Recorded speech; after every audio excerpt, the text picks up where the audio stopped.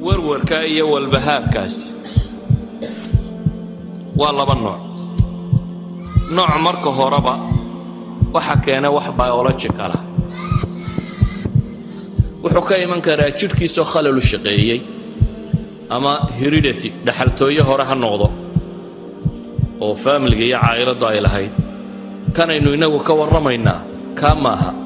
waxaynu ka warramaynaa waa wixii ka yimi asbaab khaarijiya asbaabta khaarijiga ay ka timi markaa waxa weeyaan qofka mashkilada ku dhacday qofka oo warwar galay qofka oo musiibo intay ku timi musiibadii xijin kari waayay xanuun bay dhashaa marka dambe dunida xanuunkani wuxuu maanta ka mid yahay xanuunada ugu tirada badan leh xanuunadan isla hadalka iyo warwarka ahi waxay ka mid yihiin xanuunada dunida ugu tirada badan leh walidaalika waxa la tilmaamaa Yurub oo kale afartii qof baa qaba bay yiraahdaan afartii qof ee kasta Yurubiyana mid baa liqa daawooyinkaasi loo liqo xanuunada nafsiga dadku haddaana ay xanuunka wada qabin ama baahidan itmiinaankii baa la waayay weeyaan dadku xasiloonidii iyo deganaanshihii qalbiga ahaa lumay markaasaa warwariyo walbahaar adduunyo israaciskan baana intiisa badan keenay maxaa cilaaja baynu leenahay marka maxaa dawaa ugu horreyn waxaan leenahay kitaabka qur-aanka iyo sunnada nebiga calayhi salaatu wasalaam wiqaayo iyo cilaajba uu ku soo arooray wax lagaga dhowrsado warwarka iyo walbahaarkaasi wuu ku soo arooray oo marka horeba dafciya oo qofka laazima aanu ku dhacaynin insha allahu tacaala kaa khaarijiga aynu ka warramayno waxaa kaloo ku soo arooray wax la iskaga daweeyo oo qur-aan iyo xadiidba leh dhowr qodob baynu markaa tilmaamaynaa qodobka koowaad waxa weeyaan waa caqiidada islaamiga qofka muslimkii uu ka warwariyo walbahaar yariyay qofka aan muslimka ahayn caalamul islaamina wuu ka yariyay isagoo ka mashkilad badan haddana wuu ka xanuun yariyay marka loo eego xanuunada warwarka iyo walbahaarka ku saabsan iyadoo ay ahayd inuu maadaama uu mashaakilka yaalla ka tiro badan yahay uu ka tiro bato ayuu haddana ka yariyay baynu leenahay sababtu waa maxay sababta koowaad waxaanu leenahay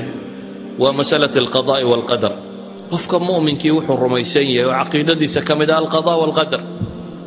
wuxuu raalli ku yahay ilaahay qadihiisa iyo wixii uu qoray wixii dhaca wuxuu garanayaa wax rabbi qoray inay ahayd qofka mu'minka ahi carruur ka dhimatay xaas ka dhintay shaqo uu waayey makaano uu waayey warwarkiiyo walbahaarka ay ku abuurtaa xanuun kuma noqdo in western society wadannada reer galbeedka waxaa caanka ah recessioniskan dhaqaale markay dhintaan intaas oo dad aba isdila waayo boorsadii baa khasaartay uu lacagta gashaday dabeetana waxaa la odhanayaa maanta waxaa isdilay intaasoo dad ah sababtu waa maxay boorsadii lacagta khasaartay meelahan suuqyada lacagta markabu soo raraabaa degay inay waashaan oo dhakhtarka la dhigo iyo inay isdilaan labada midubaabay noqotaa inuu kaws kaga siiyo oo intixaar uu sameeyo suicide iyo in waali dhakhtarka lala dhigo ama qofka muslimka ah inkastoo ay xanuun ku beerayso hanti uu waayey ama qof uu jeclaayo ka geeriyooday ama kan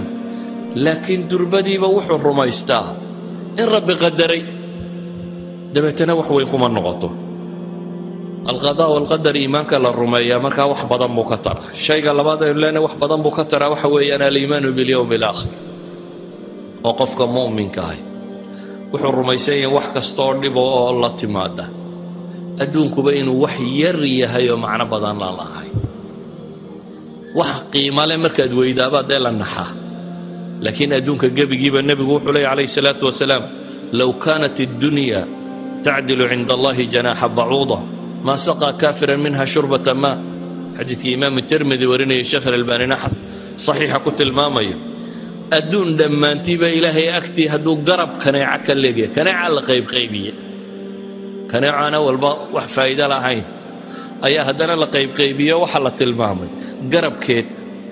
adduun dhammaantii baa la yidhi hadduu kaneeco garabkeed ilaahay agtii ka joogo qiimayntaa leeg hadduu ka leeyahay gaal koobiyaa kama siiyeen baa la yidhi gaal lagama waraabiye idan qofka mu'minkii wuxuu rumaysan yahay adduunkuba qiimo loo warwaro wax garab kaneeco ka yar dee looma waasho saa daraaddeed qofka mu'minkahi wuxuu rumaysan yahay aakhiro waxa ka mida waxyaabaha boofiska reeba ducada badan iyo tasbiixda badan oo nabiga calayhi salaatu wasalaam wuxuu leeyahay qofka ku ducaysta اللهم إني أعوذ بك من الهم والحزن والعجز والكسل والبخل والجبن وضلع الدين وغلبة الرجال إلهي سبحانه وتعالى وكفر فرح وأنا الدعاء دي نبي عليه الصلاة والسلام ولبتن وحيد هذا والدعاء وقائية قفك كل دعاء يستقم وبدعه وحكم إذا بيع علماء ضيد هذا إن الحصوصته أدونك أتكون شيء لبكستوك هستمد كارد بدنين وجره qoladani cilaajka nafsiga samaysa culimada psychology-guna waxay yiraahdaan waa cognitive bay yiraahdaan therapy waa qofka in la qanciyo ama se inaad rumaysato aswa ihtimaalaat qoladan dadka dawaysa psychiatry-ga iyo psychology-gu dadkooda bukaynta isugu yeedhaan meel ayuu dhakhtarku dhex fadhiistaa dabeetana mid walba waxa la yidhaha dhibtii iyo mushkiladii ku qabsatay ka waran markay isaga warramaan qaar bay arkaan dabeetana qof baa wuxuu isidhahaa warilin adiga waxba kuguma dhicin kuwan baa balaaya qabsatay midba markuu mid kale balaayo ka sii weyn ka warramo waa ariiqay u cilaajiyaan dadka mardaaga ah ee ikti'aabku depressionku hayee loo keeno waxyaabaha wax lagu daweeyo waxaa ka mid ah xusnu dhan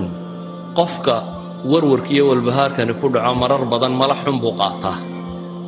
dabeetana wax walba wuu ka shakiyaa inaad maxmalka fiican saarto dhakhtar baa tagtay dhakhtarkii baad hore weyday waxaa laga yaabaa inaad tidhaha inuu ila kulmaa baanu doonaynin ama ninkan waa isnacno inuu daweeyo mar rabo wakhtigii waa gaadho waxaa laga yaabaa inuu faylkaagii waayo uu daydaeyo waxaa laga yaabaa in gaadhigii uu soo socday traffic jam dhacay aanu meeshaba soo gaadhin waxa laga yaabo xusnu dhanni haddaad ku xambaarto warwar kugu hayn mayso haddaad se mala xun markiiba sii qaadato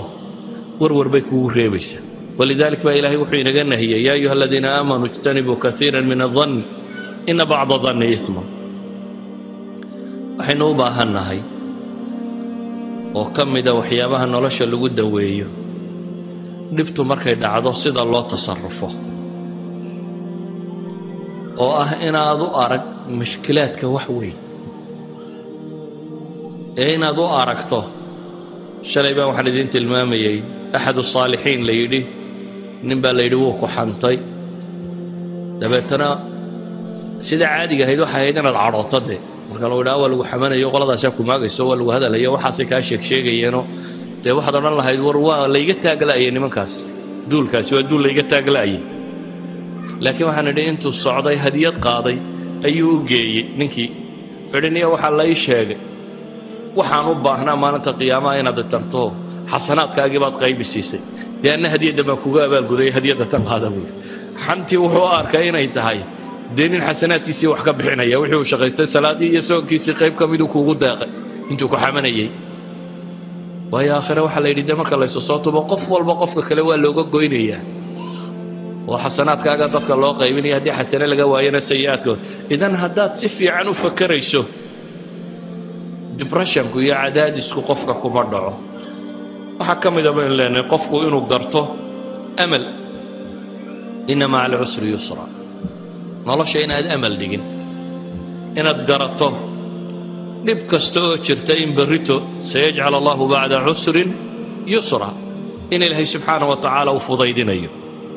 waxaan ku soo koobayaa wakhtigoo iska kooban daraaddeed qof kastoo uu xanuunku ku dhacay waxaan leenahay dhakhaatiirta la xidhiidh atibada nafsiga ahi waa dhakhaatiir wax daweeya idan waxaan idinkula talinaya waxa weeyaan kow qofka mu'minkii hadday masaa'ilkan khaarijiga iyagu iska daweyn karaa laakiin kuwan iyo kuwa kaleba haddaad la tashato tabiibkaaga waliba khaasatan waxaan jeclaan lahaa tabiibka nafsiga inuu tabiib nafsi oo muslima noqdo waayo kaasaa garanaya sida aad u fakeraysa rasmiga maskaxdu hadday si qaldan u fakerto waxay soo daysaa awaamir qaldan ama qanjidhada jidhka ku jira dheecaamada soo daaya waxay soo daynayaan dheecaamo qaldan oo ama dheecaan loo baahnaa inuu soo baxaa baan soo baxaynin dabeetana jidhku siduu wax u maamulaya qaldamaya ama dheecaan quantity yar looga baahnaa buu jidhku dheecaan badan ka soo daynayaa dabeetana jidhku siduu u shaqaynaysaa qaldamaysa xanuunada nafsigii intooda ugu badan haddaad qarsatana xanuun cudwiyana way sameeyaan calool xanuun bay keenaan rheumatism bay keenaan wadna xanuun bay keenaan maxaa la yidhaha sonkorow bay keenaan blood pressure bay keenaan kullu dalik xanuun nafsiyi wuu keeni karaa bay culammadu yidhahdaan marka intaad xanuun nafsiyo fudud iska dawayn lahayd hadhow yaad la eedaadin dhiikar iyo kaadi macaan ama wadna xanuun yaad la eedaadin xanuunku waa isku wada mide waxaad u baahantihi haddaad buufis dareento iyo haddaad buuq dareento haddaad seexan weydo iyo hadday cadhadu kaa badato haddaad cadho badan dareento haddaad shaki badan dareento haddaad wax maqmaqasho sidii qof codaduun maqlaya ama in la xamanayo haddaad midaba aragto qof uun ishiisu mararka qaarkood dad hayru caadiya wax arkayaan marar badan baanay jibinkan iyo waxaan ay isu sheegaysaan ahay ay yihiin xanuun psychological oo u baahan inaad dhakhtar tagto idan ikhwati fi lcaqiida ugu horreyn waxaan ku leenahay caqiidadaada saxo waa sax wardigaaga badiyo dikrigaaga laa ilaaha ila allah subxaana allah alxamdu lilah salliga nebiga badso waa lagu degaa cibaadaadkaaga badso rabbigaa kalsoonidiisa badi basharka iyo waxay walaaqayaan ilow intaa kadibna haddaad daawo u baahantahay isdaawee waa yar dhakhtarta